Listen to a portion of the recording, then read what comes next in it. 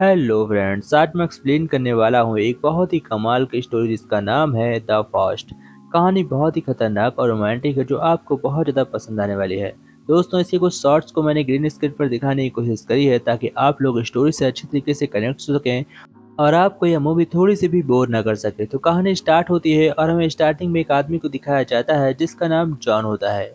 John एक मानसिक रोगी है और उसने हाल ही में बहुत लोगों का मर्डर किया हुआ है। अब सीन शिफ्ट होता है और हमें दिखाया जाता है उसी सीन को जहां पर जॉन ने सभी लोगों को मारा था। वह एक बहुत ही बड़े घर के अंदर बहुत लोगों के ऑफिसर्स को बंद करके उन्हें बहुत ही बुरी तरीके से मारता है। तभी हम देखते हैं वहां पर एक पुलिस ऑफिसर होता है जिसका नाम डैन होता है। डैन फौरन उस घर के अंदर जाता है और जॉन को पकड़ने के लिए अंदर घुस जाता है। तभी देखता है जॉन के हाथ में बहुत बहुत बड़ी प्लेट लगी हुई है और उन प्लेट्स की मदद से वह बहुत से लोगों को मार रहा है। वहाँ पर वह एक लेडी को भी देखता है जो नकाबपोश होती है, यानी कि वहाँ से गायब हो जाती है। अब हम देखते हैं कि वहाँ पर कमिश्नर आता है और वह डैन से कहता है, तुम्हें इस तरह अकेले अंदर नहीं जाना चाहिए था। अब हम देखते हैं सीन शिफ्ट होता है और हमें दोबारा दिखाया जाता है उसी आदमी को जिसका नाम जॉन है। इस बार वह अकेले नहीं होता है, उसके पास एक खास तरीके की डॉक्टर आती है जो कि म्यूजिक से सुनाकर लोगों का मानसिक संतुलन ठीक करती है और ये जॉन के इलाज के लिए आई होती है। इसका नाम जेड होता है। अब जेड उसका इलाज कर रही थी और सभी लोग कैमरे में देख रहे थे। इधर हम देखते हैं उसी नकाब को उस लेडी को जो कि एक बहुत ही पेशेवर कातिल की दोस्त होती है और उसी के कहने पर उसने जॉन को उस केस में फंसा दिया होता है। इसके बाद हम देखते हैं डॉक्टर जेड को। डॉक्टर जेड अपने पेशेंट को ठीक करने के लिए कुछ भी करने के लिए तैयार थी। अब हम देखते हैं कि जब सब चले जाते हैं तो वह फिर से अकेले में जाकर जॉन से बातचीत करती है, लेकिन बहुत देर तक तो जॉन उससे कोई बात नहीं करता। लेकिन तभी डॉक्टर पता नहीं कुछ बोलती है और जिसकी वजह से जॉन रोने लगता है। रोने की वजह से जॉन जिस सदमे के अंदर होता है वह उससे फौरन बाहर आ जाता है और वह डॉक्टर को सब कुछ सच सच बता देता है।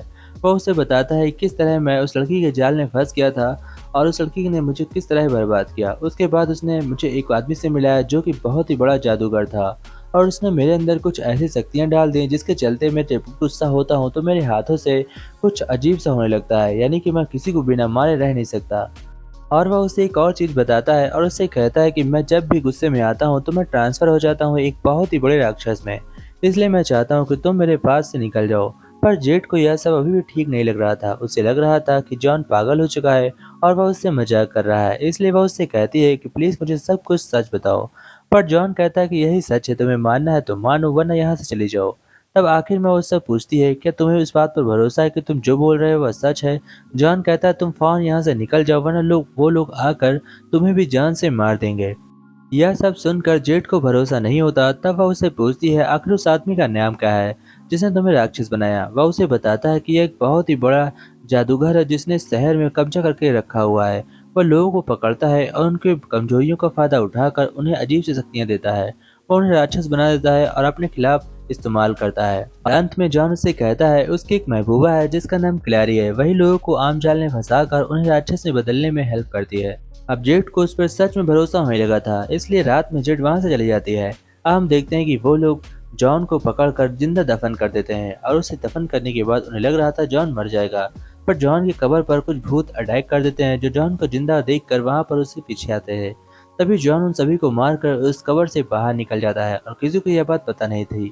इधर हम देखते हैं कुछ गुंडे आकर जेड को पकड़ लेते हैं और इन्हें उसी जादूगर ने भेजा होता जो शहर पर कब्जा करना चाहता है। अब वह जादूगर के आदमी आकर जेड को किडनैप करने वाले थे, लेकिन इधर हम देखते हैं कि जॉन भी आजाद हो चुका था। जॉन अपने ट्रांसफॉर्मर में आता है और वह एक डेविल बनकर आता है और वह उन सभी को जान से मार देता है और उससे कहता है जेड से कि तुम मेरे साथ ही रहना वरना ये लोग तुम्हें मार देंगे। बट जेड जॉन को देखकर इस हालत में बहुत ही घबरा जाती है, इसलिए वह डैन के पास जाती है और उससे कहती है कि हमें कुछ भी करके इस शैतान जादूगर को रोकना होगा जो हमारे शहर को अंदर ही अंदर खा रहा है। वह कहता है, डैन कहता है कि मैं तुम्हारी बात से सहमत हूँ और मैं इसके तह तक जाऊंगा कि आखिर ये जादूगर कौन है और इस शहर में इतनी गंदगी क्यों फैला रहा है।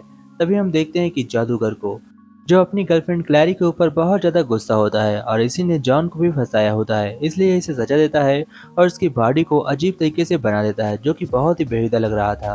अब हम देखते हैं जेट को जो जॉन से कहती है कि तुम्हें कुछ भी करके किसी भी हालत में जॉन को बेकसूर साबित करना होगा, क्योंकि जितने भी कत्ल उसने किए हैं इन कत्ल के पीछे उस जादूगर का हाथ है और मैं चाहता हूँ कि तुम असली कातिल को पकड़ो, जॉन को नहीं। जॉन बेकसूर है। इधर हम देखते हैं कुछ पुलिस वाले आकर जेट को अरेस्ट करने वाले थे और उससे कहते हैं मेरे साथ चलो। तभी वहां पर हम देखते हैं कि अचानक से जॉन आता है और उन पुलिस वालों को जान से मार देता है। यह बात देखकर जेट को अब जॉन के ऊपर भरोसा नहीं रहा था। तभी जेट भागते हुए मेट्रो के अंदर घुसती है और वहाँ पर बहुत सारे पुलिस वाले आते हैं और वहाँ पर कमिश्नर ऑफनर मिनर भी होता है। कमिश्नर जेट से कहता है कि तुम्हें भागने की कोई जरूरत नहीं है, मैं तुम्हें अपने साथ लेकर सेव कर लूंगा।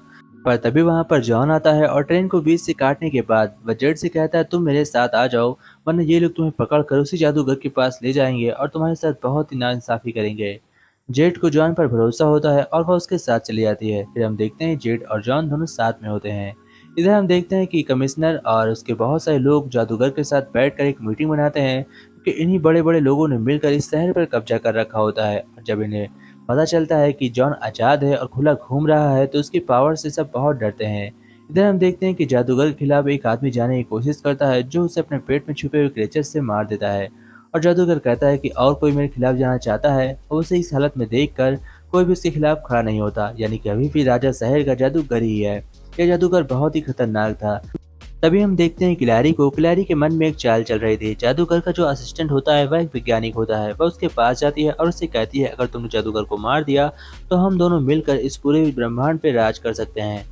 और वह उसकी बातों में आ जाता है। इधर हम देखते हैं कि डैन ने भी जेट के साथ नाइंसाफी करी होती है। उसने कॉल करके चुपचाप जेट को अपने पास बुला लिया होता है और वो भी जादूगर से मिला होता है। इधर हम देखते हैं साइंटिस्ट ने जादूगर को मारने की कोशिश करी होती है बट वह नाकाम होता है, जिसके बाद जादूगर साइंटिस्ट को हमेशा के लिए खत्म कर देता है। अब जेट जैसे ही जादूगर के अड्डे पर आती है तो उसे पकड़ लिया जाता है और क्लैरी उसे एक बहुत ही बड़े स्टेट में फंसा देती है।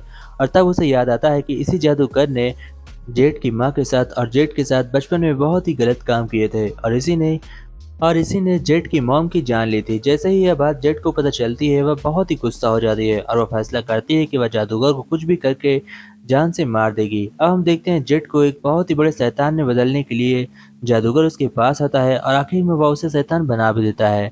पर जेट का माइंड बहुत ही ज़्यादा स्ट्रांग होता है, जिसकी मदद से वह अपने ऊपर शक्ति को हावी होने नहीं देती, वह अपने आप पर कंट्रोल रखती है। अब जॉन उसे बचाने के लिए फ़ौरन वहाँ पर आता है पर जादूगर जॉन को भी पकड़ लेता है और उसकी शक्तियाँ छीन कर उसे एक आम इंसान बनाकर जेट के सामने ही उसे जान से मारने वाला होता है। और वह साथ ही जेट के साथ काफ़ी मज़े भी करता है जो कि जॉन के सब कुछ सामने हो रहा था। जॉन यह देखकर और गुस्से में आता है और जॉन की शक्तियाँ कमज़ोर पड़ने लगती है। तभी जादूगर जेट को एक छुरा देता है और उससे कहता है तुम जाकर जादूगर को मार दो। पर हम देखते हैं कि उसके माइंड पर अच्छा कंट्रोल था, जिसकी वजह से जेट व छुरा उसी जादूगर के सीने में भोंक देती है और जादूगर मारा जाता है। लेकिन जादूगर के मरते ही जॉन भी मर जाता है और इसी के साथ यह मूवी एंड होती है।